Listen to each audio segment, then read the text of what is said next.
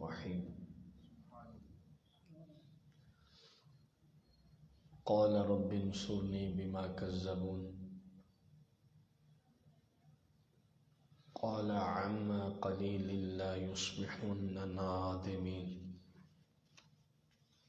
فأخذتهم الصيحة بالحق فجعلناهم غثاء فبعدا للقوم الظالمين ثم أنشأنا من بعدهم قرونا آخرين ما تسبق من أمة أجلها وما يستأخرون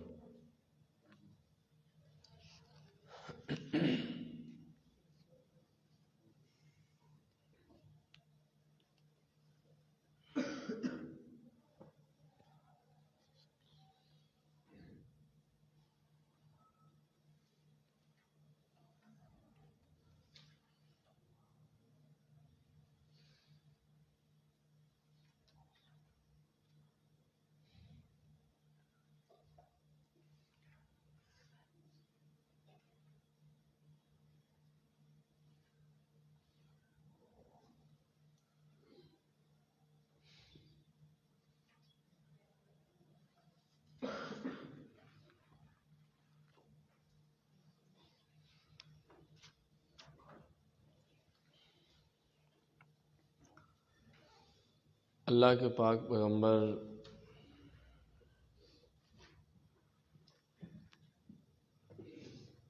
حضرت سیدنا ہود علیہ نبینا علیہ الصلوۃ والتسلیم، جن کو اللہ کریم نے جناب نوح علیہ السلام کے بعد قوم عاد کی طرح مبعوث فرمایا تھا،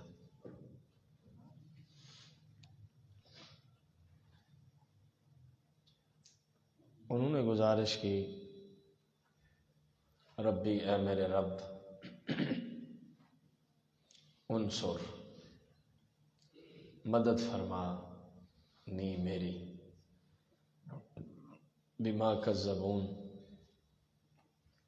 قوم نے مجھے جھٹلایا ہے، میں نے ان کو کہا اللہ وحدہ لا شریک ہے، انہوں نے نہ مانا، میں نے کہا میں اللہ کا نبی ہوں، انہوں نے نہ مانا، میں نے کہا بتوں کی پوجا چھوڑ دو، یہ معبود نہیں ہو سکتے، انہوں نے نہ مانا۔ قال، تو اللہ کریم نے فرمایا، عما قلیل، بس تھوڑی ہی دیر ان کی رہ گئی ہے، لَيُصْبِحُنَّ، اس کے بعد پھر یہ جب صبح کریں گے نا نادمین، تو پھر پچھتاتے ہی رہ جائیں گے۔ ان کا وقت ہے میرے پاک پیغمبر بالکل قریب ہے۔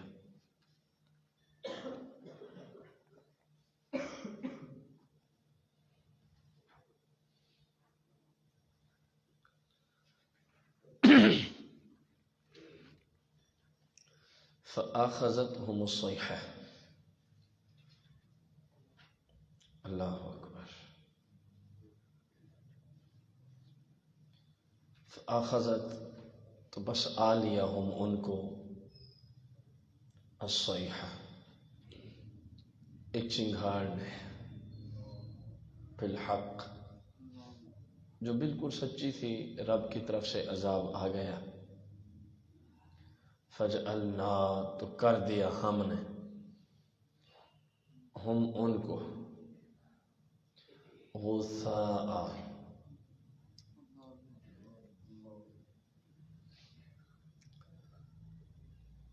اس کو یوں سمجھے، غثاء کو کسی چیز کو ہلاک کر کے اس کے بالکل چھوٹے چھوٹے ٹکڑے بکھر جائیں، اس کو غثاء کہتے ہیں، تو ہم نے ان کو ایسے ہی کر دیا، پھر ان کے اجزاء بکھر کے رہ گئے۔ فَبُعْدًا لِلْقَوْمِ الظَّالِمِينَ، تو ظالم قوم ویسے ہی دور رہنی چاہیے، جو اللہ کا دشمن ہے انبیاء کا دشمن ہے، دین کا دشمن ہے۔ فرمایا وہ کسی زمانے کا ہو، کسی علاقے کا ہو، کسی قوم و نسل رنگ زبان کا ہو، اللہ کی رحمت سے وہ لوگ دور ہیں، ان پہ لعنت ہی ہے۔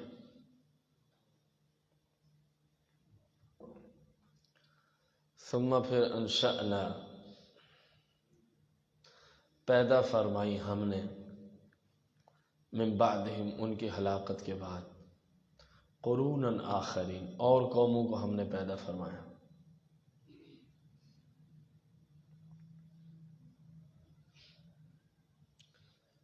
جو بعد والی قومیں ہیں، حضرت صالح علیہ السلام، حضرت لوط علیہ السلام، یہ بعد میں تشریف لانے والے پیغمبر، ان کی قوموں کو پھر ہم نے تخلیق فرمایا۔ ما تسبق من امت اجلها وما يستأخرون۔ ما تسبق، کوئی بھی امت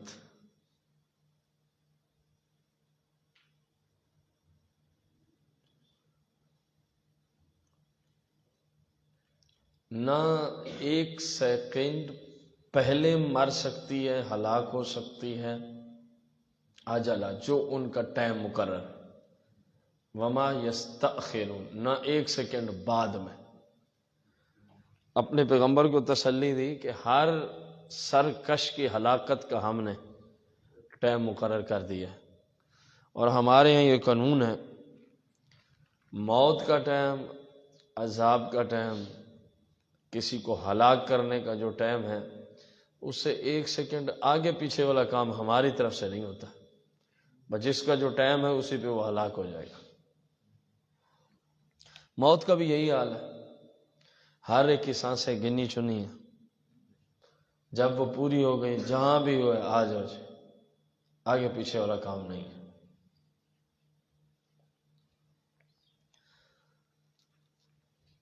انسان کو اسی سے ہی عبرت پکڑنی چاہیے کہ میری موت کا وقت بھی مقرر ہے اور مجھے پتہ بھی نہیں ہے، اور اگلے ایک سیکنڈ آگے پیچھے بھی نہیں ہونے دیتے، تو اپنے رب کی عبادت کرے۔ ثم پھر ارسلنا بھیجے ہم نے، رسولنا اپنے رسول، رسول کی جمع تترا پے در پے، ایک کے بعد دوسرا، دوسرے کے بعد تیسرا، ہم پھر انبیاء اور رسول کو بھیجتے ہی رہے، لیکن حال یہ تھا کلما جب کبھی بھی جا تشریف لے کے آیا امہ کسی علاقے، قوم، قبیلے، امت کی طرف، گروہ کی طرف، رسول ہوا جو اسی امت کا رسول تھا، جو اسی علاقے کے لیے ہم نے رسول بنا کے بھیجا تھا، تو جو بھی گیا کذبوا، قوم والوں نے اس کو جھٹلایا ضرور ہے۔ کوئی پیغمبر ایسا نہیں آیا ہماری معلومات کے مطابق کہ جو کسی قوم، قبیلے کی طرف آیا اور سارے لوگ ہی اس کو مان گئے ہوں، اس کو سچا سمجھ لیا ہو۔ قرآن بھی یہی بتا رہا ہے کہ جس قوم کی طرف ہم نے رسول بھیجا کذبوا، انہوں نے جھٹلایا ضرور ہے۔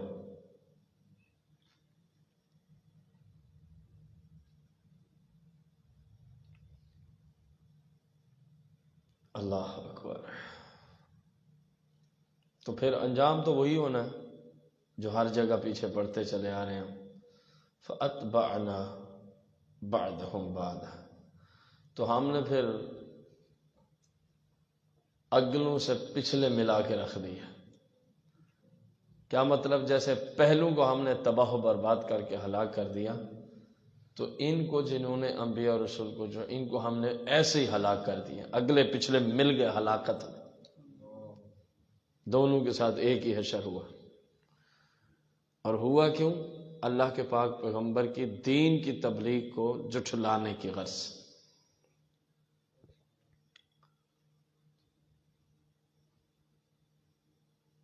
وجعلناہم احادیث، وجعلنا اور بنا دیا ہم نے، ہم ان قوموں کو جو پیچھے گزر گئی ہیں، جن کو ہم نے ہلاک کیا، کیا بنایا؟ احادیث، اب کسے کہانیاں ہی رہ گئے ہیں ان کی۔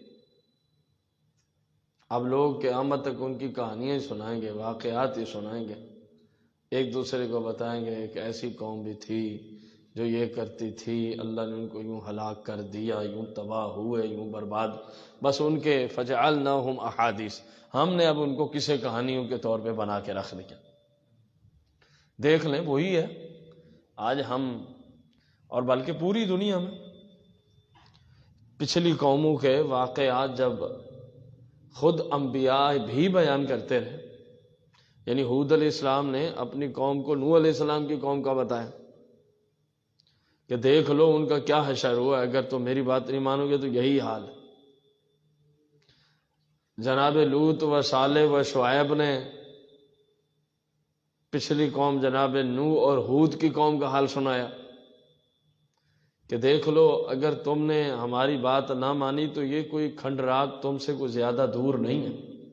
ان کے تو زمانے بھی قریب قریب ہوتے تھے، علاقے بھی قریب قریب تھے، ان کے لیے عبرت پکڑنا زیادہ آسان تھا، اور ان کے واقعات تو ان کے بڑے، جیسے کوئی واقعہ آپ کے علاقے میں ہوا ہمیں والد صاحب سنا دیتے ہیں یا کوئی اور، ان کو تو ایسے ہی گھر والے سنا دیتے تھے فلاں جگہ فلاں قوم کے ساتھ یہ ہوا ہے، اور پھر پیغمبر بھی ان کو بتاتے۔ پھر آقا کریم علیہ الصلوۃ والسلام تشریف لائے تو آپ نے بھی مکے والوں کو بتایا کہ دیکھ لو جس نے بھی اپنے رسول کی بات نہیں مانی وہ سارے ہلاک ہوئے ہیں، اور تمہارے راستے پر ہیں۔ یہ جب مکہ سے ملک شام تجارت کے لیے جاتے ہیں نا، تقریباً اکثر راستوں سے گزر کے جاتے۔ سرکار علیہ السلام نے ان کو بتایا قوم لوط کا حشر دیکھنا، آتے جاتے ہو نا کیسے کھنڈرات باقی، قوم صالح کو دیکھ لو، قوم سمود کو دیکھ لو، قوم عاد کو دیکھ لو، قوم لوط کو دیکھ لو، قوم نوح کو دیکھ لو، فرعون کے بدماشوں کو دیکھ لو۔ حضور علیہ السلام بھی ان کو فرماتے، حتیٰ کہ غالباً غزوہ تبوک کے موقع پر ہے، ذہن میں نہیں، یہ غزوہ بدر ہے، بارہ کوئی غزوہ تھا۔ فاروق اعظم نے گزارش کی کہ آپ ان مکے والوں کو جو آپ کے دشمن ہیں مدینے میں ہیں یا مکہ، ان کو پچھلی قوموں کے یا رسول اللہ حالات بتایا کریں۔ میرے آقا نے فرمایا عمر میں نے ان کو سنائے ہوئے ہیں، میں نے ان کو یہ بتایا ہوا ہے کہ ان کے ساتھ یہ بھی ہوا ہے، یہ بھی ہوا ہے اور یہ بھی ہوا ہے، اور ہوا صرف اس لیے ہے کہ انہوں نے اپنے پیغمبر کی تبلیغ کو نہیں مانا، انہوں نے اپنے پیغمبر علیہ السلام کی تبلیغ کو۔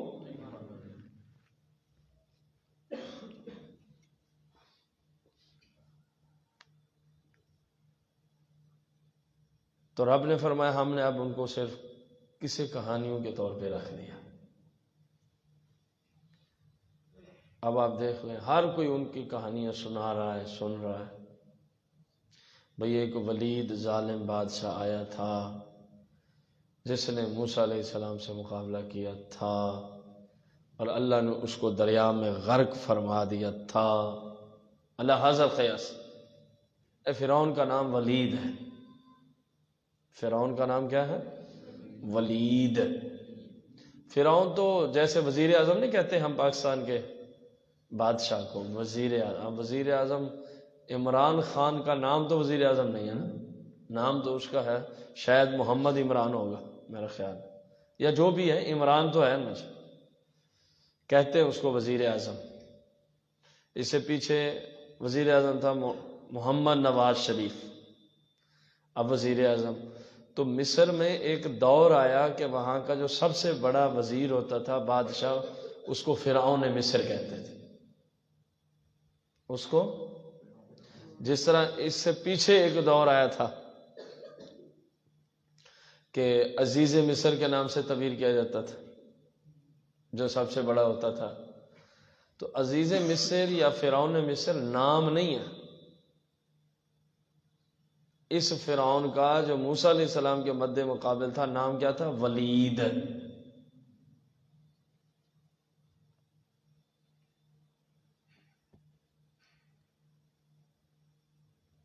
فبعدا لقوم لا یؤمنون، فبعدا تو دور ہو جائیں، لقوم ایسے قوم، ایسے لوگ، لا یؤمنون جو ایمان نہیں لاتے، اللہ فرماتا ہے وہ ویسے ہی دور ہو جائیں۔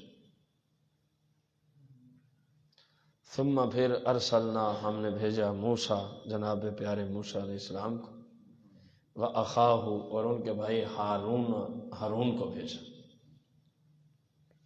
بِآیاتنا اپنی نشانیاں، اپنی آیات دے کر، وسلطان مبین اور روشن سند کے ساتھ بھیجا، اور روشن سند کے ساتھ بھیجا، معجزے تھے ان کے پاس۔ کس طرف بھیجا؟ الی فرعون، ولید ظالم بادشاہ کی طرف۔ فرعون کا نام ولید، میں بار بار اس لیے لے رہا ہوں کہ آپ کو نام یاد ہو جائے کہ فرعون کا نام ولید تھا۔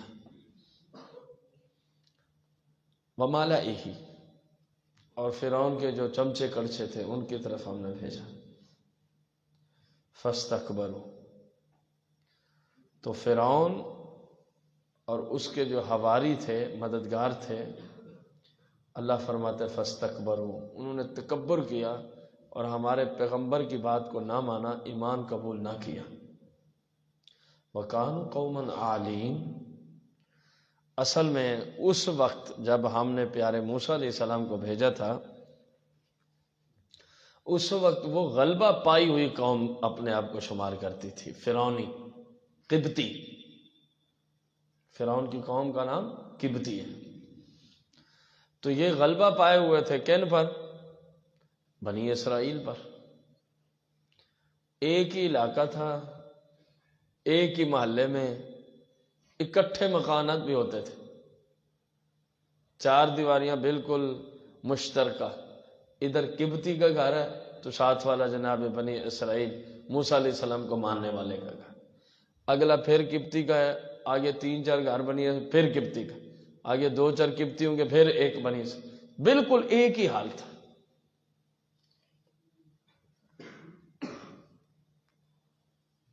تو انہوں نے بڑے ظلم کیے تھے بنی اسرائیل پر، اور مالک تو پھر مالک ہی ہے نا۔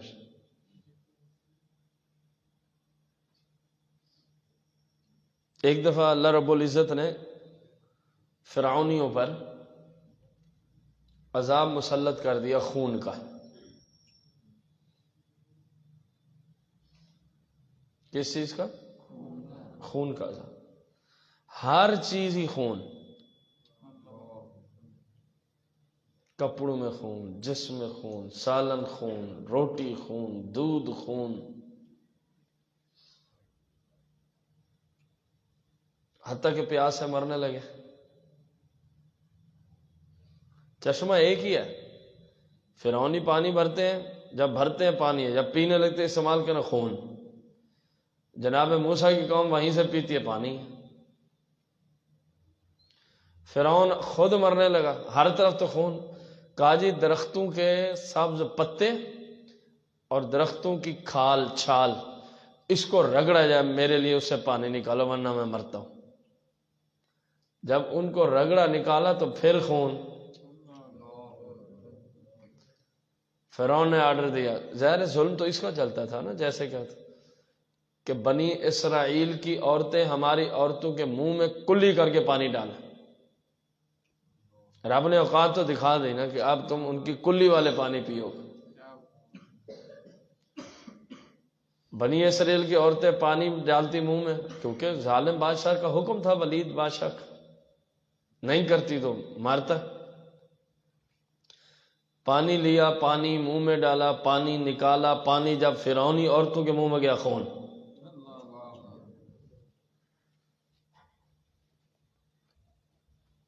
پھر دوڑے دوڑے آئے، تقریباً ایک ہفتہ یہی حال رہا۔ جناب موسیٰ علیہ السلام، حضور کرم فرمائیں، حضور کرم فرمائیں، دعا کریں اگر یہ عذاب ٹل گیا نا مسلمان ہو جائیں۔ کیسے شریف و نفس اللہ اپنے پیغمبروں کی طبیعت کو بناتا ہے۔ آپ نے یہ نہیں فرمایا، حالانکہ پھنسے پڑے تھے نا جی، ان کا باپ بھی مانتا اب یہ کام میری شرط ہے پھر دعا کروں گا، شرط یہ ہے کہ ایمان لاؤ، لیکن نہیں فرمایا، فرمایا دعا کرتے ہیں عذاب ٹل جائے تو پھر دیکھ لینا، ان کا پھر ایمان لے آئیں گے۔ دعا فرمائی آپ نے، عذاب ٹل گیا، کہنے لگے ہم تو ایمان نہیں لاتے۔ تقریباً 1 مہینہ سکون سے گزرا۔ یہ غالباً سورہ الاعراف میں نے پڑھا ہے میرا خیال ہے، بہر قرآن میں ہے۔ تو پھر کیا ہوا، اللہ رب العزت نے بارش کا عذاب بھیج دیا۔ اب توجہ کرنے والی بات ہے، 4 دیواریاں اکٹھے ہیں، جیسے یہ مسجد شریف کی اور بابا عبدالحمید کی دیواری اکٹھے ہیں، ایسے ہی موسیٰ علیہ السلام کے قوم کے گھر اور فرعون کی قوم کے گھر ایسے ملے ہوئے ہیں، کبھی وہ شروع ہو گئے، کبھی وہ شروع ہو گئے، کبھی وہ۔ اللہ کا کرنا ایسا ہوا کہ فرعونیوں کے گھر بارش آتی تھی، موسیٰ علیہ السلام کے ماننے میں ایک قطرہ بھی نہیں آیا۔ اور کتنا پانی آیا بارش میں نے جہاں پڑھا وہاں لکھا تھا کہ یہاں تک کھڑے ہوئے بندے، گلے تک پانی پانی۔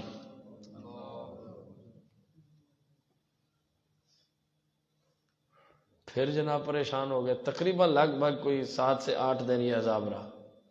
پھر قوم گئی، موسیٰ جناب کرم فرمائے، کیسے شریف و نفس طبیعت کے مالک ہیں، پھر بھی نہیں کہا تم پہلے دھوکہ کر چکے ہو۔ فرمایا کوئی مسئلہ نہیں ہے، دعا کرتے ہیں اللہ کرم کرے، لیکن ایمان لے آنا بعد میں۔ دعا فرمائی، ختم ہو گیا پانی، بارش رک گئی، زمین نے ایسا سبزہ اگایا، ایسی زراعت اگائی، ایسے باغات نے پھل دیا کہ فرعونیوں نے کبھی سوچا ہی نہیں تھا، کہنے لگے یہ تو ہمارے لیے رحمت تھی، ہم کیوں ایمان لے کے، ہم نہیں مان لائے۔ مہینہ پھر رب نے ایسے ہی سکون سے گزارا۔ اس کے بعد اللہ رب العزت نے جوں کا عذاب بھیج دیا۔ اب ہر چیز میں جوں ہیں، کھانے میں جوں ہیں، پانی میں جوں ہیں، آٹے میں جوں ہیں، گھی میں جوں ہیں، نمک میں جوں ہیں، مرچ، جہاں ہاتھ ڈالیں جوں ہیں۔ پھر ذلیل ہو گئے، پھر دعا کے لیے آپ نے دعا فرما دی، دعا جب فرمائی عذاب ختم ہو گیا، نہیں ہم نہیں مان لائیں گے۔ اللہ نے پھر 1 مہینہ ایسے ہی دعا کی برکت سے آسانی، پھر مینڈک کا عذاب بھیج دیا اللہ نے۔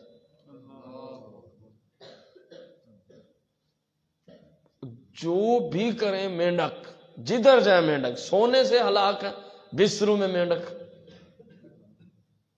رضائیوں میں مینڈک، تکیے میں مینڈک، پیٹیوں میں مینڈک، جدھر جائیں مینڈک ہی مینڈک، حتیٰ کہ منہ کھولنے اور بات کرنے سے عاجز آگے، جو فرعونی منہ کھولے مینڈک چھلانگ لگائے اندر۔ اسی جگہ اکٹھے گھر ہیں، مجال ہے کہ جناب موسیٰ کی قوم بنی اسرائیل کے گھر میں ایک مینڈک کا کوئی بچہ بھی نظر آتا، حالانکہ بالکل اکٹھے گھر ہیں، 4 دیواریاں مشترکہ تھی۔ جیسے معلوم ہے، آپ تو محلے میں رہتے جانتے ہیں نا، جیسے اب سنی وہابی شیعہ کے گھر اکٹھے ہیں نا، ایسے ہی ان کے بھی اکٹھے ہی تھے۔ یہ مثال دی ہے سمجھانے کے لیے، تاکہ آپ کو مجال ہے کہ ادھر ایک مینڈک بھی جائے۔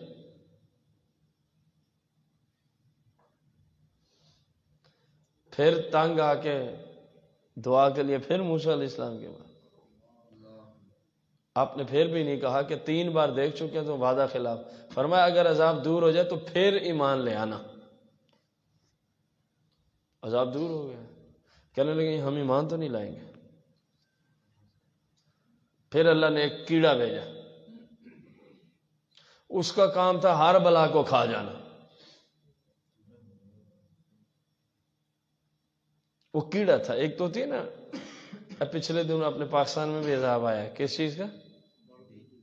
ہاں جی، یہ بھی ان پہ آیا تھا، لیکن اس کے علاوہ ایک آیا تھا کیڑے کا۔ کیڑے نے کیا کیا جناب، کوئی بندہ گندم مان لے کے گیا نا چکی پہ پسوان، جب واپس آتا تو شاید ایک پائیا ملتا، باقی سارا وہ کھا جاتا، اور جدھر جاتے وہیں کیڑے، جدھر جاتے وہیں کیڑے، پھر پریشان ہو گئے۔ یوں نظام چلتا رہا، حتیٰ کہ جناب موسیٰ علیہ السلام ان سے بار بار دعا فرماتے رہے، عذاب دور ہوتا رہا۔ آخر کار آپ نے عرض کی، یا اللہ یہ بے ایمان لوگ، ان کو ہلاک ہی فرما، بس ایمان نہیں لاتے۔ لیکن یہ ساری بات سنانے کا مطلب کیا تھا؟ توجہ سے، کسی کی مجبوری سے فائدہ اٹھانا جائز نہیں ہے، ورنہ پھنسے پڑے تھے فرعونی، ان کا باپ بھی کلمہ پڑھتا، فرمایا نہیں، تو آپ بھی کسی کی مجبوری سے فائدہ نہ لیا کریں، کسی کی مجبوری سے۔ بندہ آپ کے پاس آ گیا رات 9 بجے، یار موٹر سائیکل بیچنی ہے، اور خیر ہے یار، اور یار میری بیوی بڑی سخت بیمار ہوئی ہے، پیسے ہیں نہیں۔ آپ نے کہا بس ٹھیک ہے، شکار پھنس گیا۔ خود اپنے آپ سے پوچھ رہے ہیں 80,000 کی تو ہے، لیکن آپ نے بھائی میں نے 65,000 دینا ہے، دینی ہے دے ورنہ جا۔ تو آپ نے اب کس چیز کو خریدا؟ مجبوری کو خریدا، آپ نے موٹر سائیکل نہیں خریدی، کیونکہ آپ کا ایمان گواہی دے رہا ہے کہ موٹر سائیکل 80,000 کی ہے۔ اور شریعت میں مجبوری کو خریدنا حرام ہے، شریعت میں چیز کو خریدنا جائز ہے، مجبوری کا کوئی ریٹ نہیں ہوتا۔ میرے اوپر یار اس طرح مقدمہ چل گیا، کیس ہے میرا، یار بس میں مجبور ہو کے نا اپنا گھر بیچنا چاہتا۔ اب پتہ ہے اس بیچارے کا 50 لاکھ والا گھر 30-32 میں بکے گا، کیونکہ مسلمانوں نے خریدنا ہے نا جی، پتہ بھی ہے ان کو کہ یہ مجبور ہے، اب اس کے بغیر اس کا گزارا۔ ایسے موقع پہ بندے کا ہوتا ہے امتحان کہ یہ میری شریعت پہ چلتا ہے، یہ 2-4 روپیوں کی خاطر حرام کام کرتا ہے۔ تو اگر زندگی میں کبھی کوئی مجبور آدمی آپ لوگوں کے سامنے آ جائے، آپ کو سمجھ آ رہی ہے اس چیز کی کہ یہ تقریباً ہے کوئی، فرض کرتے ہیں 50,000 کی، آپ اس کو کوئی 500,000 زیادہ دے دیں، کم نہیں دینے، پھر میرا مالک آپ کو جہاں سے بھی دینا، میرا ایمان ہے کئی گنا زیادہ روزی عطا فرمائے گا، بشرطے کہ آپ کسی کی مجبوری سے۔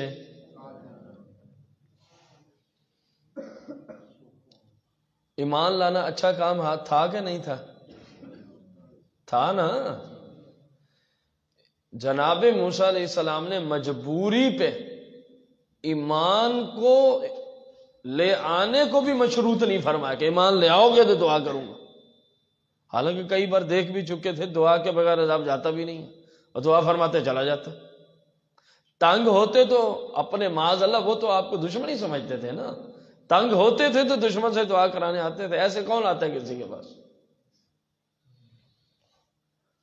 لیکن آپ نے درس دیا کہ ایمان یعنی جائز کام بھی کسی کی مجبوری سے آپ اس سے نہیں لے سکتے۔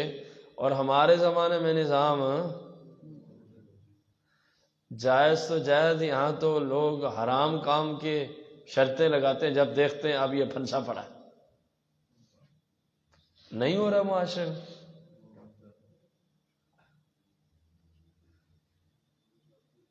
کسی کا کوئی عیب آپ کے ہاتھ آ گیا،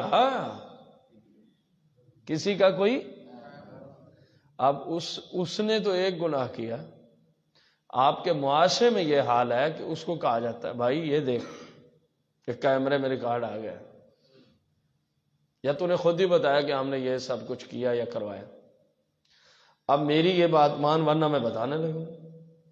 تو یہ حرام نہیں ہے تو اور کیا ہے بھائی؟ حلال کام مجبوری کی وجہ سے پیغمبروں نے نہیں کرائے، اور تو اسے کبیرہ گناہ کا تقاضا کر رہا ہے، اور یہ سب معاشرے میں ہو رہا ہے۔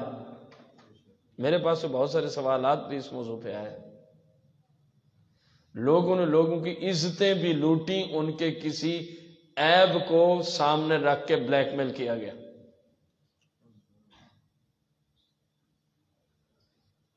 میرے ساتھ یوں کرو ورنہ میں یہ کرنے لگا ہوں۔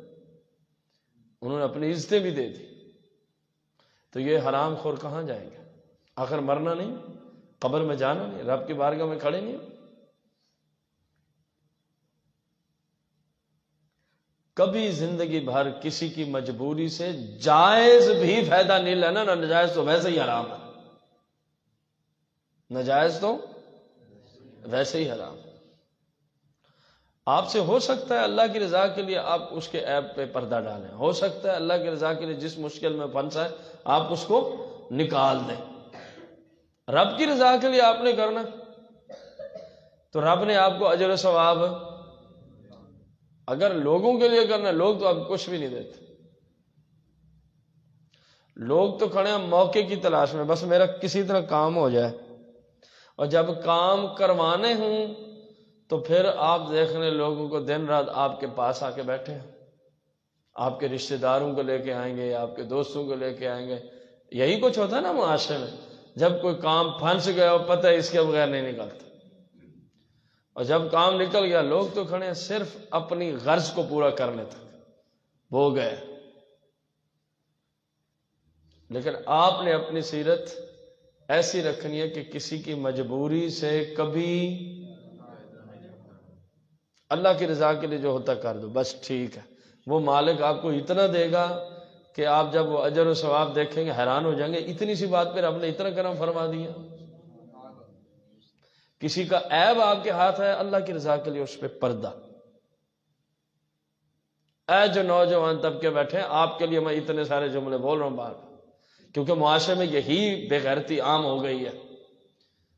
ایک کا عیب آپ نے کسی کے ساتھ دیکھا، آپ نے کہا یہ میری بات مان، ورنہ میں پھر بتانے لگا۔ نہیں ہو رہا معاشرے میں، آپ لوگوں کو مجھ سے اس کے زیادہ مثالوں کا پتہ ہوگا۔ تو خدا را کبھی بھی ایسا غلیظ کام نہیں کرنا۔ عیب پہ پردہ ڈالو اس لیے کہ رسول پاک علیہ السلام فرماتے، کئی حدیثیں ہیں کئی اسناد سے، کہ تم مسلمانوں کے عیبوں پہ پردے ڈالو، رب قیامت کے دن تمہارے عیبوں پہ پردہ ڈالے گا۔ یہ کتنی بڑی خوشخبری ہے۔ آج ہم یہاں معزز بنتے ہیں، ظاہر ہے ہر بندے کے عیب تو ہیں نا، لوگ کسی وجہ سے ہمیں معزز سمجھتے ہیں، تو اس مالک کا کتنا احسان ہے کہ کل کو ہمارے عیبوں کو چھپا ڈالے۔ چلو ادھر بھی عزت رہے گی، ادھر بھی، اور اگر ادھر پھول دیا عیب تو کیا بنے گا؟ خصوصاً دینی طبقے والوں کا، جن کو یہاں لوگ دین کی وجہ سے عزت دیتے رہے، عیب تو ہمارے اندر بھی ہیں۔ سمجھ آ رہی؟ تو بس وہ مالک پردے ہی رکھے، وہ مالک پردے ہی رکھے، تو پردے رکھوانے کے لیے پردے رکھیں۔ آپ دوسروں کے پردے رکھیں، مالک آپ کے عیبوں پہ پردے ڈالے گا۔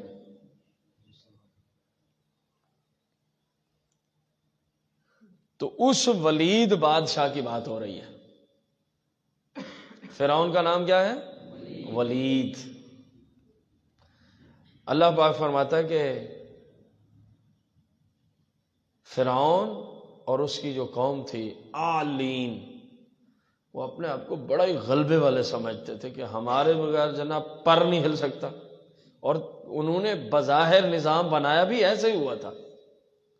مجال ہے کسی بنی اسرائیل کی بیچارہ اپنی مرضی سے کوئی زندگی کی سانس لے سکتا، جیسے فرعون اور اس کے درباری چاہتے ویسے ان کو کرنا پڑتا تھا۔ جتنا بڑا ظلم کرتے ان بیچاروں کو سر نیچے رکھ کے ظلم سہنا پڑتا تھا۔ تو اللہ فرماتے ہو اپنے آپ کو بڑا آدمی سمجھے ہوئے۔ تو جب موسیٰ علیہ السلام نے فرعون یعنی ولید بادشاہ، ظالم بادشاہ، کافر ولید سے اور اس کے حواریوں سے کہا کہ میں اللہ کا رسول ہوں، یہ ہارون علیہ السلام بھی میرے بھائی ہیں، اللہ نے ان کو بھی نبی بنایا، اللہ ایک ہے، اللہ کے سوا کسی کی عبادت نہیں ہے، اللہ کی یہ شریعت کے احکامات ہیں۔ تو آگے سے اب جواب دیا فرعونیوں نے، فقالوا، فرعونی بولے، انؤمن، کیا نؤمن، ہم ایمان لے ہیں، لبشرین، دو بشروں پر، مثلنا، جو ہیں بھی ہمارے جیسے۔ تو قرآن کی روشنی میں بندہ یہ جملہ بول تو سکتا ہے نا، کہ نبی کو اپنے جیسا کہنا فرعون کا طریق. قرآن ہی کہہ رہا ہے، میں نے کون سا کہ اپنے گھر سے فتویٰ دیا. پیغمبر کو اپنے جیسا بشر کہنا فرعون جیسے لانتیوں کا کام ہے. یہ قرآن کی آیت. فقالوا فرعونی بولے حمزہ استفہام کا کیا، نؤمن ہم ایمان لے آئے، لبشرین دو بشروں پر، موسیٰ و ہارون، مثلنا جو ہیں ہمارے ہی جیسے، وقومہما حالانکہ ان دونوں کی قوم بنی اسرائیل، لنا عابدون وہ تو ہمارے ہی اطاعت گزار. یہاں عبادت والا ترجمہ نہیں کرنا کہ وہ ہمیں پوجتے ہیں. لنا عابدون حالانکہ ان دونوں کی قوم والے تو فرعون نے کہا ہمارے ہی اطاعت، یعنی وہ جیسے کہتا تھا بنی اسرائیل کو کرنا پڑتا تھا مجبوراً.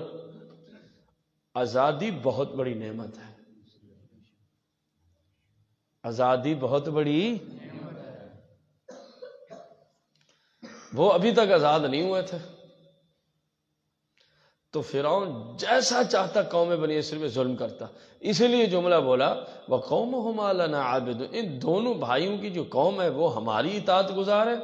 یہ آئے ہیں ہمیں اپنا اطاعت گزار بنانے، جی ہماری بات مانو. کہا جی یہ کیسے ہو سکتا ہے؟ فَكَذَّبُوهُمَا پس فرعونیوں نے جناب موسیٰ و ہارون کو جھٹلا دیا.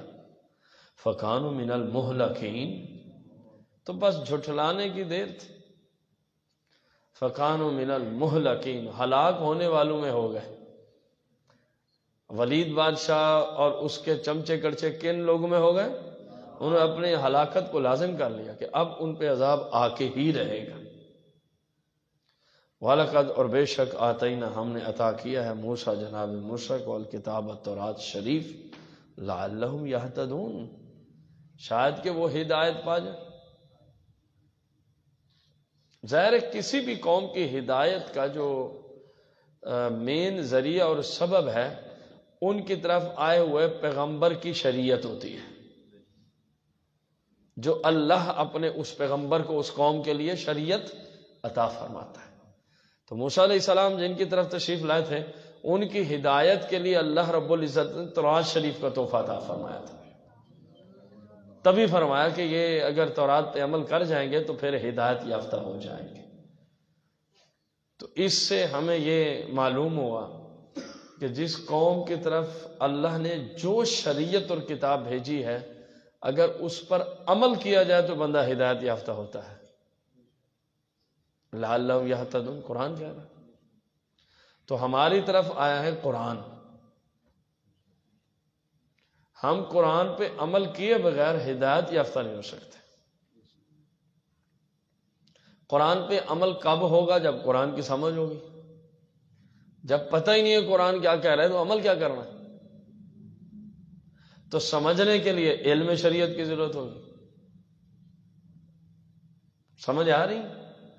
تو گویا ہدایت کے لیے لازم ہے شریعت کا علم. جاہل بندے کی تو نماز ہی نہیں ہوتی، بھلے وہ پڑھتا رہے ساری رات. جس کو یہ نہیں پتا کہ وضو کس چیز سے ٹوٹتا ہے جاہل ہے نا. جس کو اتنا پتا ہے کہ وضو کن کن چیزوں سے ٹوٹتا ہے وہ وضو کے ٹوٹنے والی چیزوں کے بارے میں جاننے والا کہلائے گا. جس کو یہ پتا ہے کہ کون کون سی اور کس طرح کی نجاست کپڑوں پہ لگی ہو تو نماز ہے، وہ نجاست کپڑوں پہ لگنے کے اعتبار سے جاننے والا کہلائے گا. جس کو یہ پتا ہو کہ نماز کے اندر فلاں غلطی ہو جائے تو ٹوٹ جاتی ہے، فلاں ہو جائے تو شروع ہی نہیں ہوتی، فلاں ہو جائے تو سجدہ سہو ہے، فلاں غلطی ہو جائے تو نماز واجب الادا ہے، فلاں ہو جائے تو ثواب کم ہوتا ہے باقی کچھ بھی نہیں ہوتا، اور فلاں ہو جائے تو سرے سے کچھ نہیں ہوتا. جس کو اس کا پتہ ہے وہ نماز کو جاننے والا ہے، جس کو نہیں پتا وہ لا علم ہے نماز کیا کرے. اور ہم میں سے اکثر کا یہی حال ہے. ان کو احساس تک کہ نہیں ہے کہ نماز میں کوئی نہیں، اللہ غفور رحیم ہے، کوئی شک نہیں اللہ غفور رحیم ہے. اسی غفور رحیم کی شریعت کا بھی تو کوئی لحاظ ہوگا کہ نہیں ہوگا؟ وہ خود ہی فرما رہے کہ ایسے عبادت نہیں ہوتی. نہیں، وہ بڑا غفور رحیم. خود ہی اس نے فرمایا کہ قبلے کو رخ ہوگا تو نماز ہوگی. آپ کسی اور طرح منہ کر کے نماز شروع کر دیں، وہ بڑا غفور رحیم ہو جائے گی. اب اس کا ہر بندے کو پتہ چلتا ہے نہیں جی نہیں، اس طرح نہیں ہوتی. تو باقی بھی جتنے مسائل ہیں نا وہ بھی ایسے ہی ہیں. کسی بھی بندے مسلمان سے پوچھیں جی وضو کے بغیر نماز ہو جائے گی، وہ کہے گا نہیں جی نہیں. کیوں جی؟ اللہ کا حکم یہی ہے. تو اس کو کہ نہیں، اتنی ٹھنڈ ہے یار، گیس بھی نہیں ہوتی بسا اوقات میں، چلو گیزر چلیں کو پانی گرم ہو تو بغیر وضو کے پڑھ لیتے. وہ بڑا غفور رحیم نہیں ہے. اب نہیں جی نہیں، وضو ضروری ہے. کیونکہ ان باتوں کا ان کو پتہ ہے، تبھی کہتے ہیں بھلے مرنا پڑے وضو کر کے آنا. تو اندر والے مسائل کا ان کو پتہ نہیں. کوئی نہیں، اللہ بڑا غفور رحیم. ان مسئلوں میں کیوں نہیں یہ جملہ بولتے؟ تو جیسے تمہیں ان کے اندر مہارت ہے نا کہ ان کے بغیر نماز، علماء اندر والے مسائل میں بھی ایسے ہی اللہ کے فضل سے مہارت رکھتے ہیں. وہ تمہیں سمجھاتے ہیں، تمہیں کوئی نہیں، خیر ہے، اللہ بڑا غفور رحیم. عجیب بات ہے، 3 فرائض کے اندر ان کے اللہ غفور رحیم ہے، 6 فرائض کے اندر معاذ اللہ میں کیا جملے بولوں. تو ضروری ہے جو عبادت کریں اس کے متعلقہ ضروری علم سیکھیں. ہمارے اسلاف نے، بزرگان دین نے عبادت کے لیے علم کو شرط قرار دیا ہے. جیسے نماز عشاء کے لیے شرط ہے کہ اس کا ٹائم تو شروع ہو جائے. ابھی عشاء کے ساتھ ہی فجر کی پڑھا دیتے ہیں، سکون سے صبح 9 بجے اٹھ جانا، ہو جائے گی؟ کیوں؟ شرط ہے کہ فجر کا ٹائم تو شروع ہو. اسی طرح ہر عبادت کے صحیح ہونے کے لیے کچھ علم شرط ہوتا ہے. لیکن یہ سمجھ نہیں آنی عوام کو، کسی صورت بھی یہ بات سمجھ نہیں آئے گی. فجر والی ان کو سمجھ آ جائے گی. امام کو مشورہ دے نا ان کو عشاء کے ٹائم، اور یار 2 رکعت سنت پڑھو عشاء کی نماز کے بعد. فجر والی ابھی پڑھاتے ہیں، سکون سے صبح اٹھیں گے 8-9 بجے. سارے کہیں گے اس کو کہو دماغ کا، اپنے عقل کا علاج کر. یہی جملے ہوں گے نا. تو تم مقتدی ہو کہ امام کو کہہ رہے ہو عقل کا علاج کرا. تو سیم جب یہی کام، جب بےعینی ہی اسی طرح کا کوئی تم کام کرتے ہو، پھر وہ بھی فتنے کے خوف سے کہتا نہیں لیکن دل میں سوچتا تو ہوگا ان کو بھی عقل کے علاج کی ضرورت ہے. کام تو ایک ہی ہے، کام تو ایک ہی ہے. تم بھی ادھر دین کو توڑ رہے ہو، نہیں جی نہیں اس وقت فجر کی نہیں ہوتی. تو وہ بھی یہی اصول دین کے بیان کر رہا ہوتا ہے کہ اس طرح بھی نہیں ہوتی. امام غزالی جیسا بزرگ عالم دین فرماتے ہیں جی ہر عبادت کے لیے کچھ علم شرط کا درجہ رکھتا ہے. جب تک آپ کے پاس وہ نہیں ہے تو آپ کی عبادت رائے گاں گئی ہے، ضائع گئی ہے. لہذا اپنی عبادت کو بچاؤ، اپنی نمازوں کو بچاؤ، اپنے روزے بچاؤ، اپنے آپ کو گناہوں سے بچاؤ. جو ضروری علم ہے اس کے بارے میں وہ علماء سے سیکھو. نہیں پتہ کیا ہوا ہے، علماء موجود ہیں، اہل سنت کے محققین موجود ہیں اللہ کے فضل سے، ان سے پوچھو. میں بات جدھر سے جو آیا چل سو چل سے. یہ 2-3 دن ہو گئے سیدہ کائنات فاطمہ زہرا سلام اللہ علیہا کے ولادت کے حوالے سے پوسٹ چل رہی. جس کو دیکھو آگے سے آگے کہاں لکھا ہوا ہے. مجھے کتنے بندوں نے پوسٹ بھیج کے سوال کر لیا. اب مجھے نظر ہی نہیں آیا تو میں جواب کیا دوں. ہمارے علماء اہل سنت کی جتنی کتب ہیں، جو کم از کم میں اپنے اعتبار سے بات کر رہا ہوں، ان کے اندر کہیں بھی سیدہ کائنات کی ولادت کے مہینے کا ذکر بھی نہیں ہے. سمجھ آ رہی؟ چینج آئے کہ تاریخ بھی فکس ہو گئی ہے.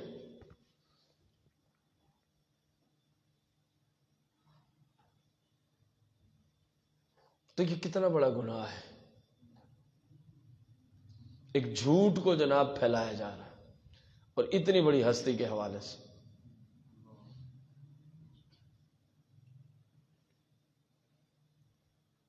وہی پوسٹ دوست مجھے بھیجے جا رہے ہیں، ہاں جی یہ ٹھیک ہے. اور بھائی ہمیں تو نظر ہی نہیں آتا، ہم کیسے اس کو ٹھیک. مجبوراً آج شام کو میں نے پھر ان کو بھیجوائی جنہوں نے پیچھے سے اس کو بنایا. میں نے کہ اس کا حوالہ بھیجو، کہاں سے لکھی ہے تم نے.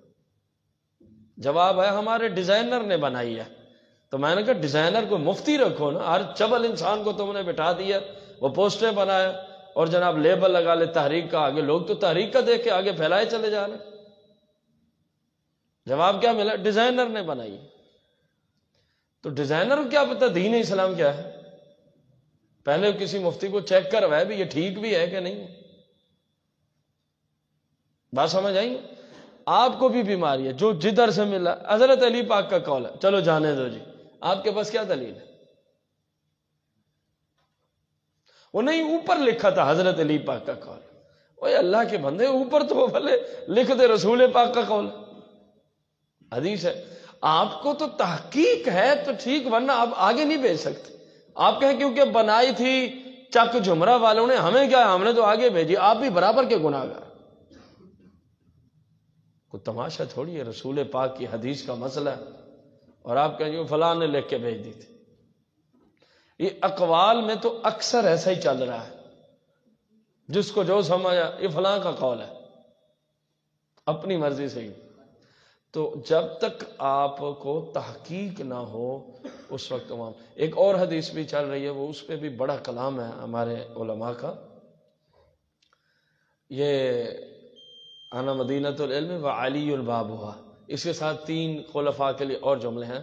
ہمارے اہل سنت کے محققین اس حدیث پاک کو سنت کے اعتبار سے درست نہیں سمجھتے. یہ پوسٹ بھی بڑی چل رہی ہے، یہ بھی ہمارے پاس سوال آیا.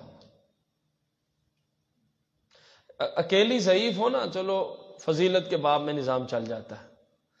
بہت سارے ہمارے جرح و تعدیل کے جو امام ہیں وہ کہتے ہیں لا اصل لہ، اس کی سرے سے اصل ہی کوئی نہیں. وہ پوسٹ کسی نے بنا دیا، چلی جا رہی، وہ بھی کسی تنظیم کی طرف سے چل رہی. حالانکہ ادھر تو تحقیق بھی ہوتی ہے، پتہ نہیں یہ کیوں مسٹیک ہو گئی.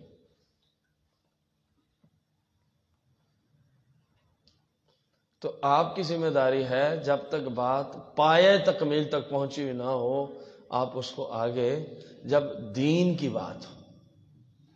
حضور پاک تو عام باتوں کے اندر کیا فرماتے ہیں؟ میری امت میں کسی شخص کے بہت بڑا جھوٹا ہونے کے لیے اتنا ہی کافی ہے کہ سنی سنائی آگے سنا دیتا. یہ دنیاوی معاملات میں فرمایا، سنی سنے آگے سنا دیتا ہے. تو جو دین میں سنی سنے آگے سنا دے وہ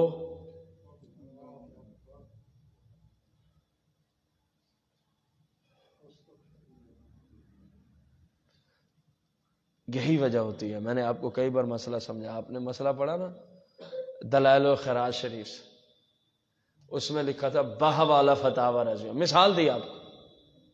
تو اب اکیلی دلائل و خراج کا حوالہ نہیں دے سکتے. سوری غلطی ہو گئی. فتاوی رضویہ شریف سے آپ نے مسئلہ پڑھا، امام اہل سنت نے وہ مسئلہ دیا تفسیر کبیر سے. آپ نے ڈائریکٹ لکھ دیا بحوالہ تفسیر کبیر. یہ اسی وجہ سے آپ نے تو نہیں پڑھا نا تفسیر کبیر میں.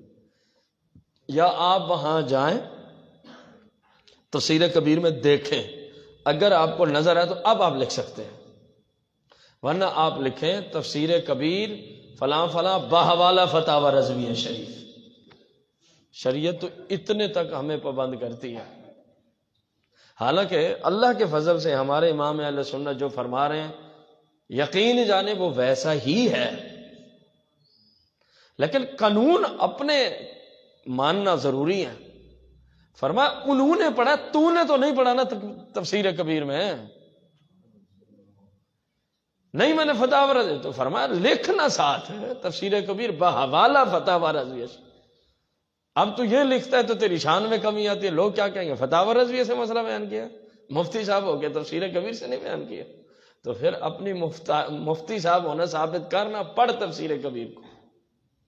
یہ چکر ہوتا کہ میں اس کتاب کا ساتھ کیوں حوالہ لکھوں، آپ کو شاید پتہ نہ ہو.